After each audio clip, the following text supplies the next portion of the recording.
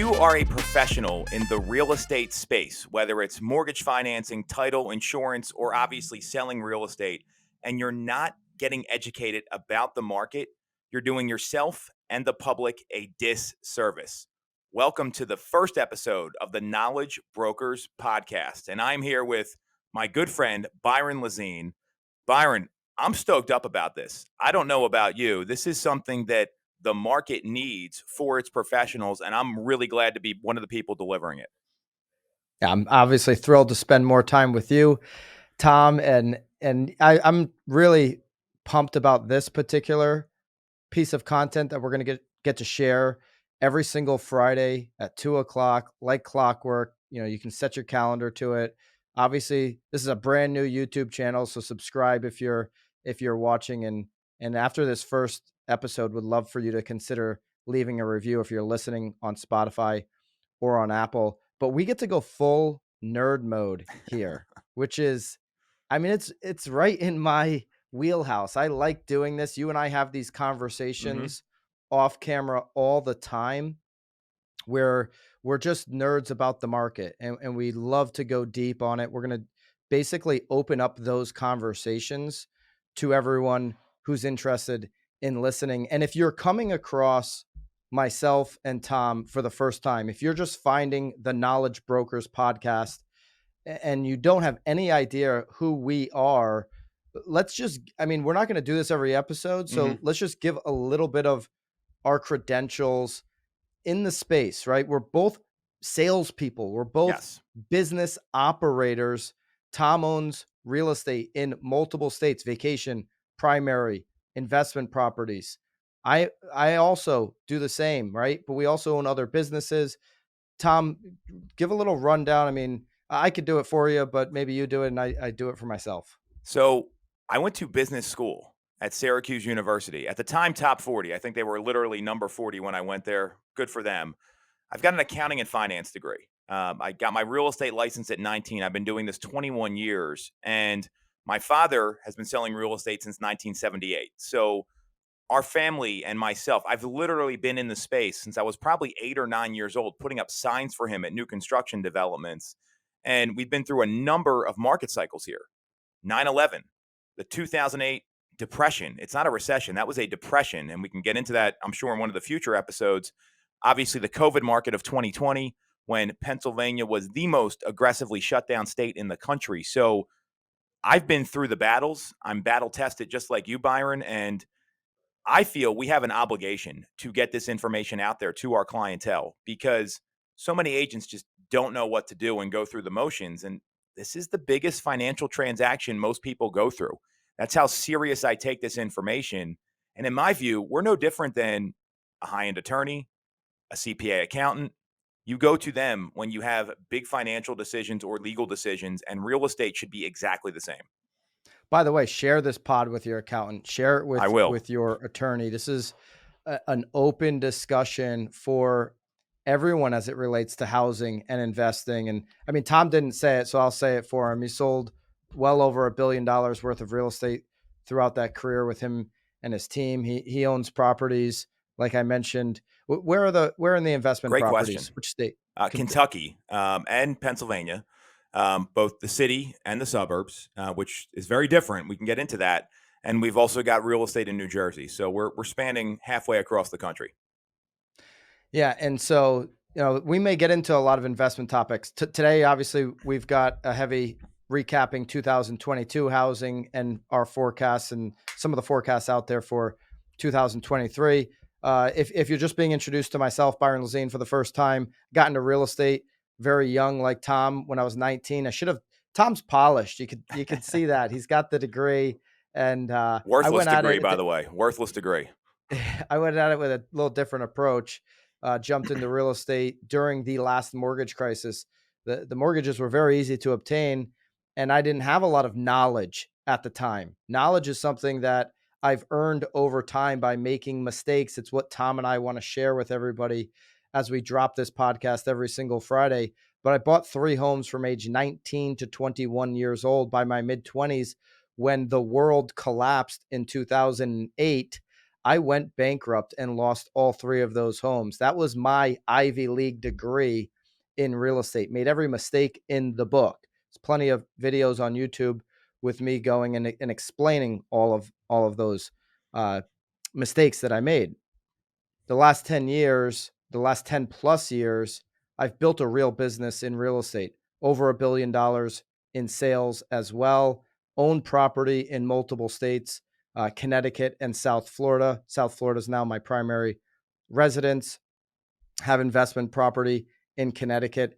And there's also the media component with obviously BAM and growing BAM, which this podcast is on, and Tom's got a local media company as well. So there's a lot of different things that we can talk about, but let's get right into it here, Tom, on episode 1, because this is if you're just finding this podcast, this is what you're here for us to go deep on these topics. And let's talk about 2022. Let's recap what is truly the tale of two markets. We're always going to put all of the articles and sources into the show notes. So whether you're listening or you're watching, you'll be able to grab all of our sources in the show notes every single episode. The 2022 housing market, a tale of two halves. This particular article is from Housing Wire. And listen, we'll break a lot of these articles we're going to reference. We've got Housing Wire stuff and Wall Street Journal stuff today. It's all behind the paywall.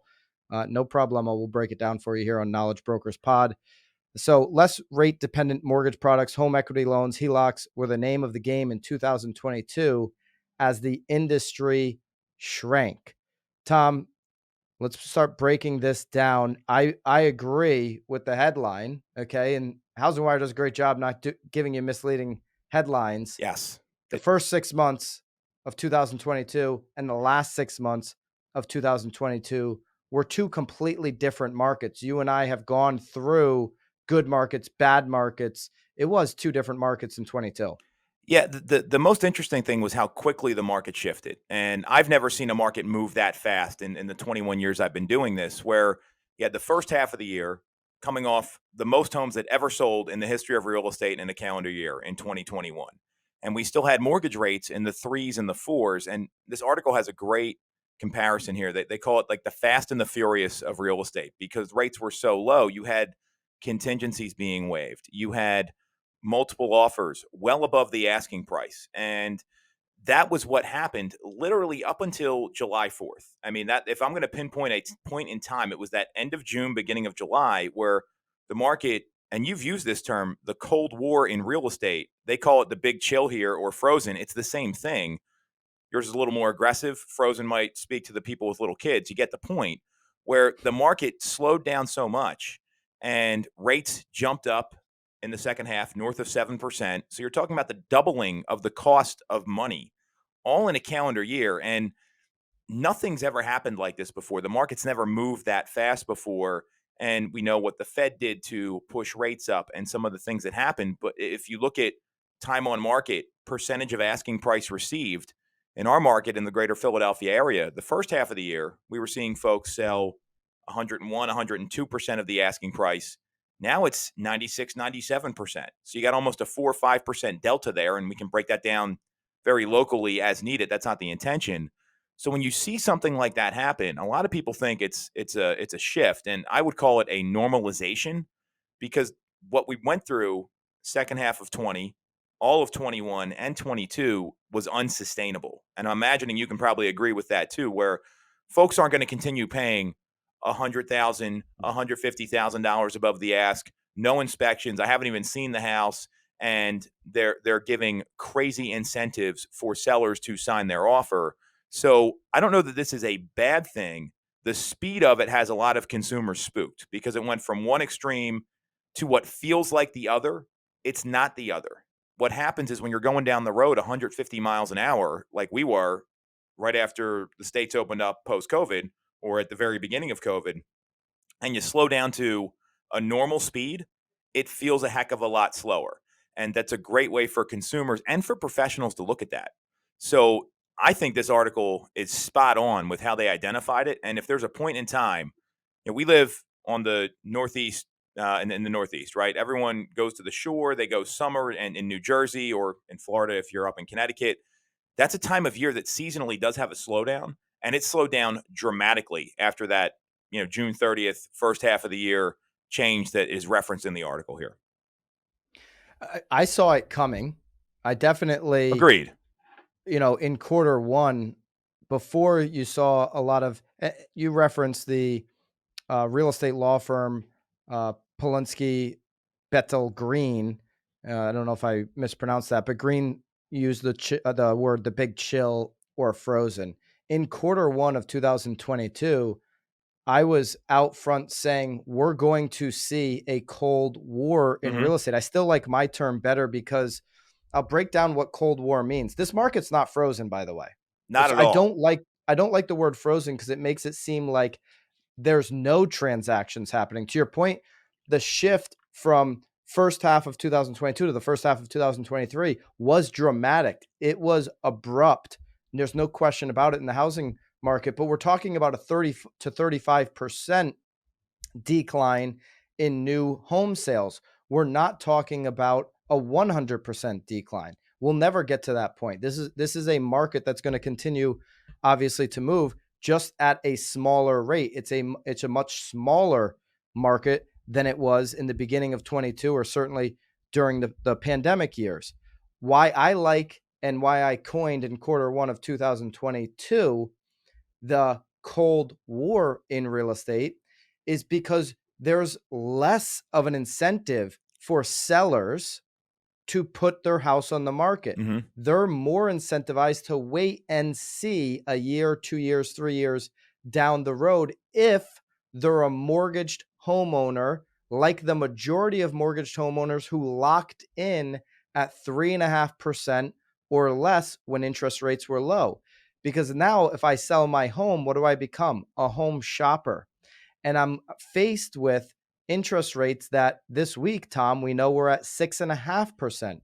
So I want to trade out of 3 and into 6.5? And typically when people sell and then buy, they're moving up into either a price point, a size of a home. They're typically upgrading, even if they're downsizing, they typically upgrade in the luxuries and the features of the home.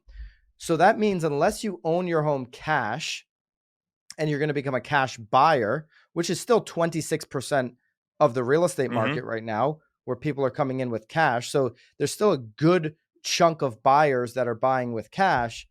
Unless you're one of those buyers, you're going to kind of just stop, and you're going to have this stalemate, this cold war, where you've got buyers hesitant to buy with high interest rates, and you've got sellers hesitant to put their house on the market. We're going to get into what that has meant for inventory. But when I was saying this in quarter one, some people, even including David Childers of KCM, president of David Childers, who you and I have a friendship with and a great Yes. respect for, he was a little hesitant to say, yeah, that's what we're going to see, but we've certainly seen it.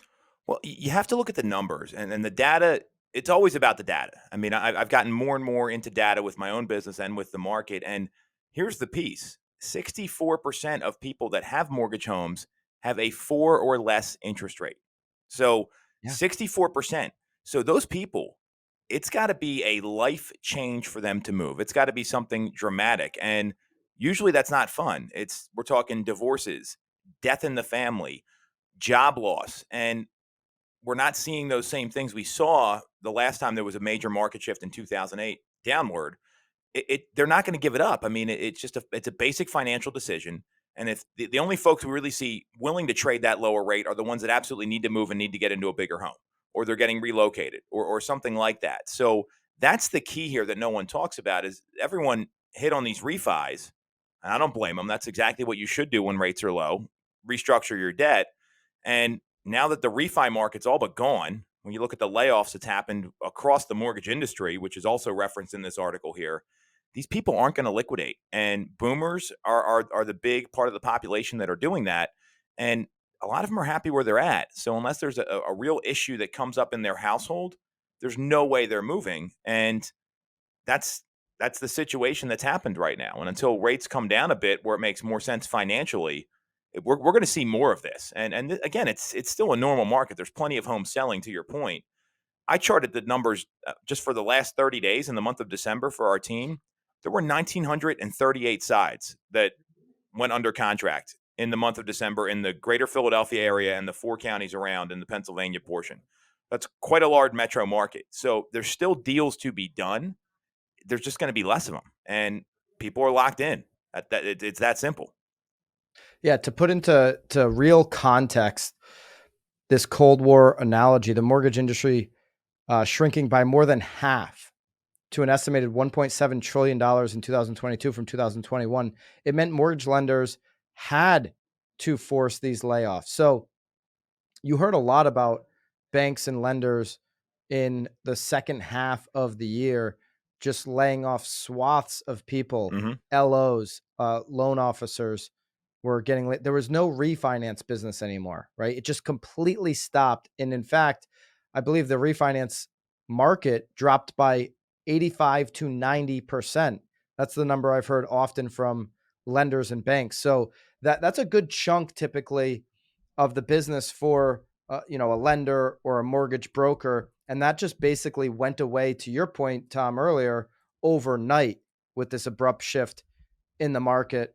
And I'm looking at the sales that you referenced, right? So and here's another stat: 65% in origination volume from the peak in the fourth quarter of 2020 to the trough in the first quarter of 23. Mortgage Bankers Association projects production employment will need to be scaled back by Mm-hmm. 24 to 31% because of the 65% in origination. So that's just loan origination, right? Speaks to how much cash is still out there on the buy side. So 65% in origination, 85 to 90% on refis, but we're only talking about a 30 to 35% in total sales. Inventory has more to do with that than almost the interest rate discussion does. Mm-hmm. I think the interest rate has a lot to do with it to create this stalemate, but where's the inventory? The sellers are still sitting on the sidelines. No, but there's not this new construction wave. In fact, in the second half of 2022, builders have stopped building. So if we don't fix the inventory issue, these, to me, we're going to be, in 3, 4, 5 years talking about another significant affordability issue that could be worse than this one. Well, that's a really great point because we're coming off this year where there were so many home sales, and 2021. If you look at the millions of homes that sold, I mean, people are talking about anywhere between 6 and 7 million. I think the number was like 6.1.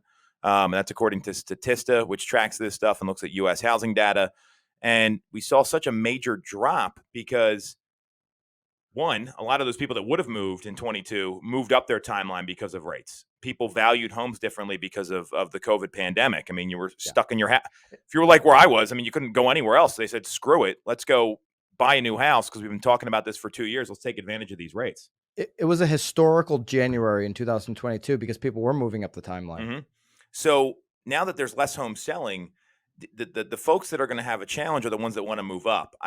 We've seen first time home buyers pick up dramatically the second half of this year. This was an article you guys posted on BAM with some realtor.com data where the previous year in 21, first time home buyers only made up about 37% of the actual transactions. Historically, it's north of 40. And then we saw that number come back up in the second half of the year because first time homebuyers couldn't even compete. I mean, the low down payment options, you were viewed as a leper if you did not have 20% down.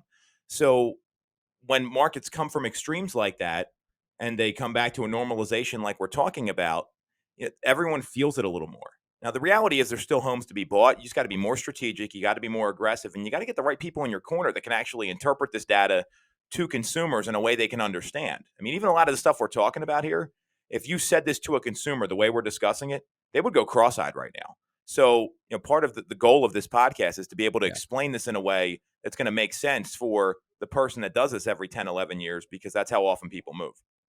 Yeah, if you're an attorney, walking somebody through their estate, it's more important now than ever to get a couple brokers in the door that can explain this in a real simple format for them to understand what to do with this asset. It's important for attorneys, obviously, if you're anything to understand Mhm. this data, if you're dealing in any way with the housing.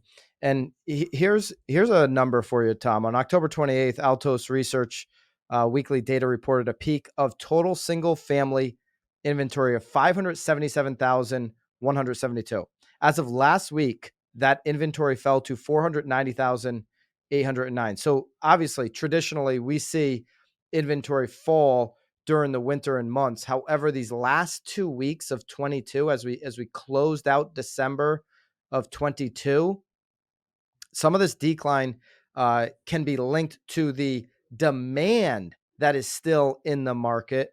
And we've seen since mid-November in purchase applications going up. Okay. So where interest rates got up all the way into the sevens, we've seen with the 10-year dropping in good CPI data that it has come back down into the sixes. It's even hit the high fives. Even today, some people with credit scores and certain financial situations, certain areas can drop into the high fives on their interest rate. So anytime these rates come down, and we're going to talk about projections for 23 here and where the interest rate might go, anytime they come down into the fives, you do see another pop in demand.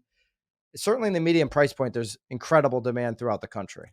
That's an important point. The high end is always the first place to get softest. I mean, I look at I always chart this market and this data in our market, and it's going to be different no matter where you are. There will be a price break in the market for a lot of people where the number of sales goes from the bulk of it to a very small percentage. So to give you an idea, in the greater Philadelphia area, in the suburban counties, the anything above a million is anywhere from 3 to 5% of all the homes that sell every year. That's just how it is. When you get into the 800 or less, all of a sudden those percentages expand pretty dramatically. The middle, and I always classified this as you got like first time buyer properties, then you have your trade up. The trade up is where the most competition is because people also trade down that way, and that's where most buyers want to buy. You have to look at median income for your marketplace. Typically 4x that median income is going to be what people can afford, and it usually trends around the average sale price. It's not, I mean, the math always makes sense. So when you understand that, then you're going to be able to know where it's going to be more competitive for people. And there still are opportunities in the market for folks, even in a market like this, where that home that's been sitting on the market, they didn't price it right. Well, maybe the savvy home buyer or the savvy agent can go target that and try to acquire that property for their clients because it's likely a fine home. They just priced it way too high. And sellers are oftentimes the last ones to get realistic with what's going on in the market. So there are opportunities out there. This is just a normal market. I mean, I don't see this being anything close to 2008. And that's been a lot of the commentary that's been out there. People think, well, the market's going to crash. And we want to kind of go over the outlook here in a second. So let Yeah, me, we'll get into our outlook for 2023, what the forecasts out there saying, and what our outlook is. But you referenced 2008. And yep. if you listen to the first part of this pod where we're talking about the tale of two markets and how the last 6 months with the interest rates and the drop in sales, you might be 2008, 2008, 2008. This is nothing like it was 15 years ago. We'll show a KCM chart um, that does a good job, tabling this out. Job cuts, net of gain and losses. Last housing cycle, 8 million. The Mm-hmm. current housing cycle, none. In fact, there's an article in the Wall Street Journal. U.S. employers added 223,000 jobs in December. Unemployment fell to 3.5%. What recession can we point to where there's unemployment at this level? Now, that remains to be seen in 2023 as we move forward. We're going to get into our forecast here in just a little bit. I'm watching jobs very closely. These numbers are a slight decline from November's revised increase of 256,000. So, but I mean, how much you got 3.5% unemployment? How much better can you get? This is a low spot for unemployment across the country. And I think it's still actually it's hard to rank unemployment like you used to. You've Mm-hmm. got so many people that are working from home on their own that aren't, classified in this job pool necessarily, with social media and the different ways people can make money. All right. So total jobs, household survey, 138 million in the last housing cycle. We got 158 million now. Subprime loans, Give me a break with non-existent. that. Yeah, I mean, it's like it's so invasive getting financing right now, and participating in that market, you had a pulse, and that was the loan application. You were alive. Okay, sign here. We'll give you the loan. I was able to buy 3 homes from 19 to 21 because of this subprime loan environment. It was, as the table shows here, prevalent during those years. It was absurd. It Yes. was obnoxious, and it's why we got into so much trouble. And if we didn't bail out the banks in the way that we did, our country may have just our economic, the country might have collapsed, Tom, I, if they didn't bail out those banks. I mean, it was the last straw there. So it was bad. new construction, previous 5 years, or last housing cycle, the previous 5 years leading up to it. Okay, 7.65 million, 4.6 million, and guess what? The last 15 years we haven't been building, so we're even further behind than we should be. Inventory on the market, it was almost 4 million homes in 2008. We've got 1 to 1.2 million. We're at like 25 to 30% of the inventory available on the market. So, basic supply and demand can tell you what happens to prices in that situation. Mortgage delinquency, 10.1%, 2008. We're at 3.6%. Homes in foreclosure, 4.6%. Basically none right now. Hmm. We're at 0.6%. We are at a historic low for foreclosure. If you take out those 2 COVID years, this is the lowest normal year, if you want to call it that, on record.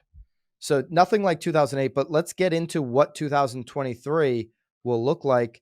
Logan, Mohtashami. I'm going to go with it, Tom. If I mispronounce your last name, I apologize deeply. Please send me a message and correct me for next episode, because we love the information that you're putting out there, and we plan on Knowledge Brokers breaking it down in the future. So I want to get your last name right. But Logan from Housing Wire has a 2023 housing market forecast that we'll link up in here. And he goes back and forth between his 2022 forecast into what he's looking at for 2023. The first thing that stuck out for me, um, in terms of home prices, okay, when he talks about the 2023 price forecast, as long as rates stay above 5.875%, which is where they are sitting today. On Hmm. average, we're at 6.5%. We had a little pop at the very end of the year of 22. His affordability index will see the pressure on home prices continue. And for 2023, assuming rates stay above that rate of 5.875, we should see a 5.9 to 7.4% national home price decline. I want to unpack that with you a little bit. The higher the rate from this level, the more significant hit to affordability we will see. But he's just saying national home price decline he's expecting from 6 to 7.5%. And that's if we're under 6% on a mortgage rate. It's in the high fives. So unpack that. Your thoughts.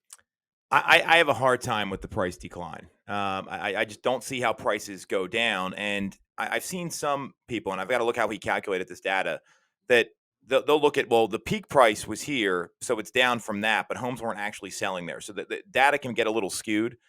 I don't see prices coming down until inventory comes up. I mean, this is like Econ 101, very simple, supply and demand, and there's still so much demand out there. Now, other markets, I'm hearing prices are going down, and I've heard this from Phoenix, yeah, some of these markets that have the extreme valleys and the extreme peaks. Las Vegas. Las Vegas, uh, uh, Florida, to a certain extent. I don't think anything's going down in Florida, though. You would know better than me. Places like Well, that. there's pockets of Florida, and this is why this is a conversation that gets very local Yes. very quickly, because I'm in Naples, Florida. I can tell you Naples, Florida prices haven't budged, but this is a luxury market for sure. You go to Al Qaeda, which I drove by on my way to Disney at the end of the year to bring the girls up for a weekend, and I'm like, I don't even got to look at the numbers. I know there's going to be some price pressure in this area, and nothing. If you live in Al Qaeda, I'm sorry, but listen, there's going to be price pressure in some of these towns in the middle of the state of Florida. There's no question about it in my eyes. But at what price category in these particular towns is there going to be price pressure? Mhm. The median price point in almost any town in America will not see price pressure in 2023. That's my personal forecast because the median priced resale homes, existing homes, you can't build it for what they're asking. And with where rentals are right now, they're too good of an investment. It's too safe Mhm. of a hedge to put your money, with all things considered, all other areas to put your money in 2023. And because of that, and because 1 out of 4 buyers are still cash, I don't see a decline in the median price points in any particular town in this country. I agree with you there, and where we are going to see some pressure on pricing is going to be that premium price point, whatever that is for your market, and because there's just less buyers there, right? Having a buyer at that price point in our market, if it's above like 1,200,000 or 1,500,000, that's like a nuclear warhead. They have their pick of what's out there. The absorption's a lot slower, and I agree with you that it is regionally based. I mean, where we are, once you go a little further west and get into the middle of Pennsylvania, there's definitely going to be some pressure on prices because there's just not as many people that live there.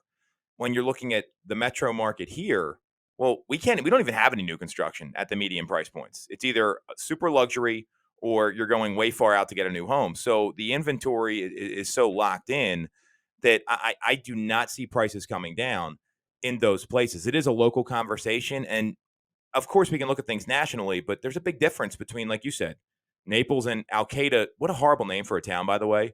Alcada, Florida, or Lancaster. It gets a little softer than it does right outside Philadelphia. I mean, even when you get into South Jersey, it's a little different. So that's where it's important to have a professional understanding the local trends. And I'd be looking at trends by county, by school district, or by township or municipality. Because even, I mean, you've probably seen this.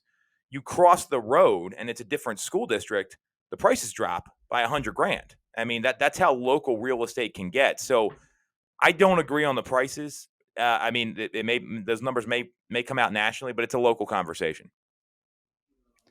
Tom, I'm texting the founder of 1000 Watt, who is Mark great. Davidson, You know, yes.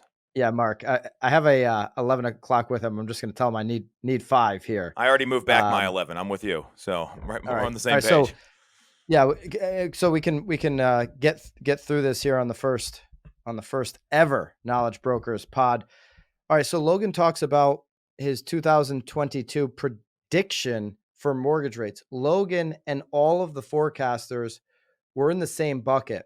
Okay, he referenced in the end of 21, early 2022, that a 10-year yield of 1.94% to 2.42% means 4 to 4.5% mortgage rates. And so he was saying you could make the case that you could see mortgage rates reach 4.5, 4.75 to 5%. Of course, we blew right through that and we went into the sevens.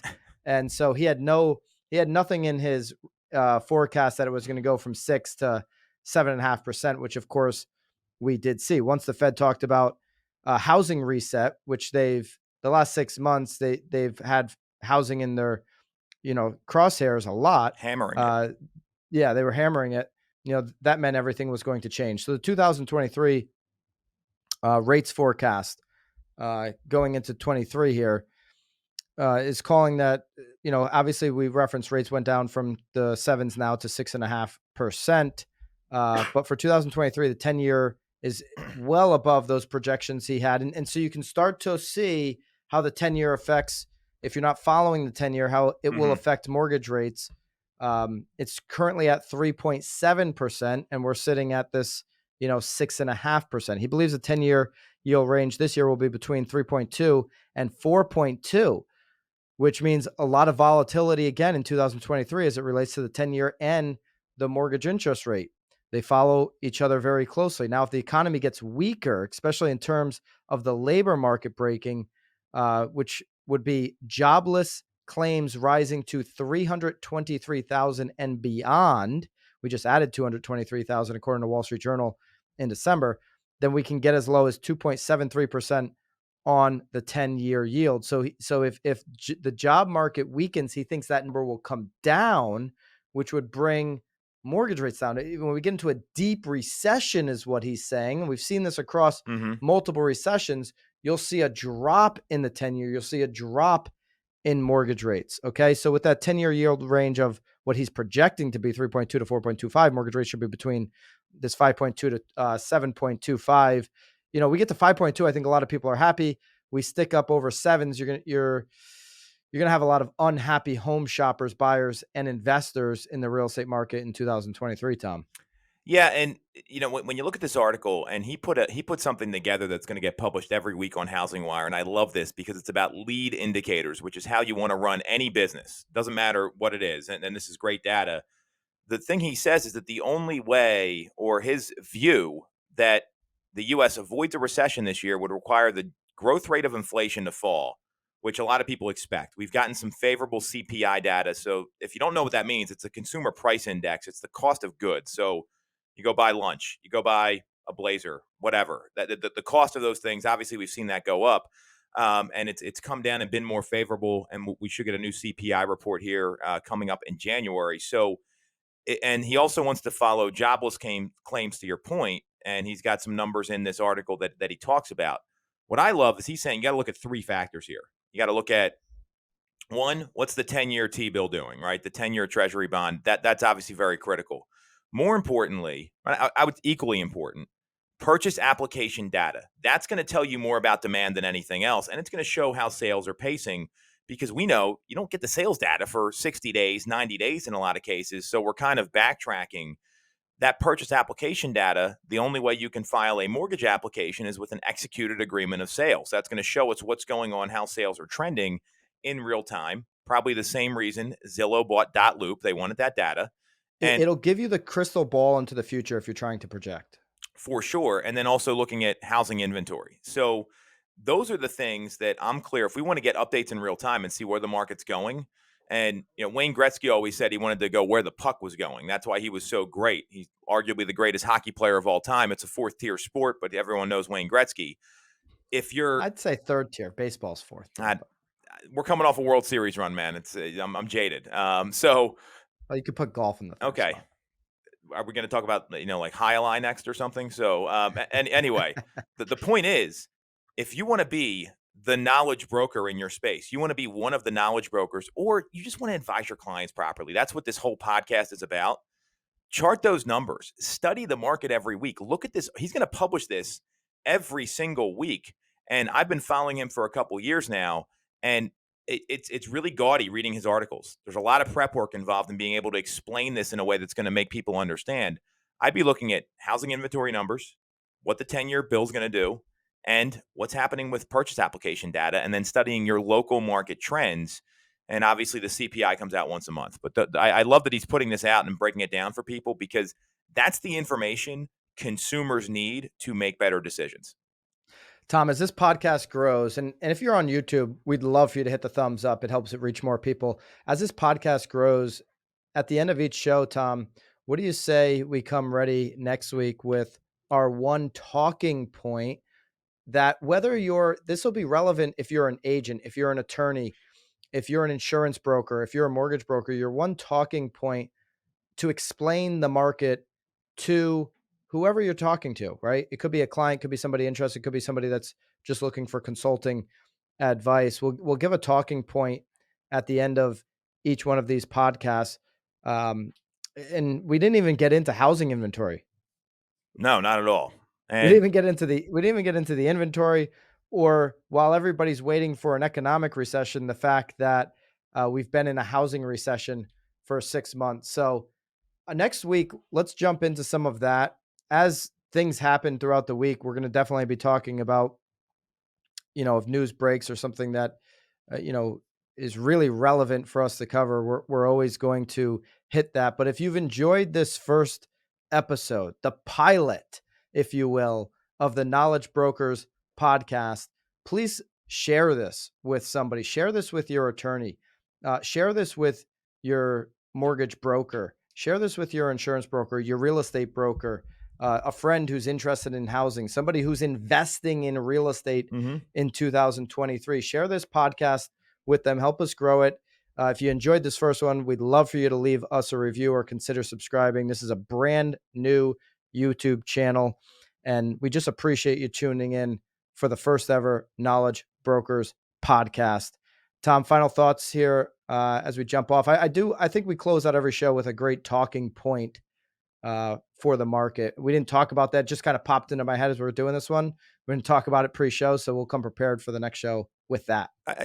For sure. And the best talking point right now is you got to be researching something. You got to be reading something. The agents that are static and can't have these conversations with their clients, the mortgage brokers who are static and can't have these conversations with their clients, they're going to lose business in 2023 because people are uncertain right now. People don't know what's going on. You talked about clickbait headlines. Housing Wire is the antithesis of that, which I love. There's so much noise out there. We have obligations as knowledge brokers to get that word out. So you got to be studying something. Start with the pod here. Subscribe, give us a like, whatever you're supposed to do. Byron can read that a little better. More importantly, get educated because that's what consumers need, and that's our obligation as professionals within the space. Have an absolute stance. What I mentioned earlier about the median price point in any particular town, I'm willing to stand by that with supreme confidence. I believe that's a pretty easy stance to take. It might be different from your position. Maybe you're, in financials and you're handling somebody's retirement and your stance is going to be a little bit different, maybe a little bit safer, but have a position on how you see the market and continue to refine that day by day as the economy continues to change. We're going to make sure that no matter what position you're in as a professional, this podcast, Knowledge Brokers podcast, has you ready and equipped to talk about housing and all of the news and politics as it relates to it. We'll do the show every single Friday at 2. I hope you've enjoyed the first one. We'll see you next week.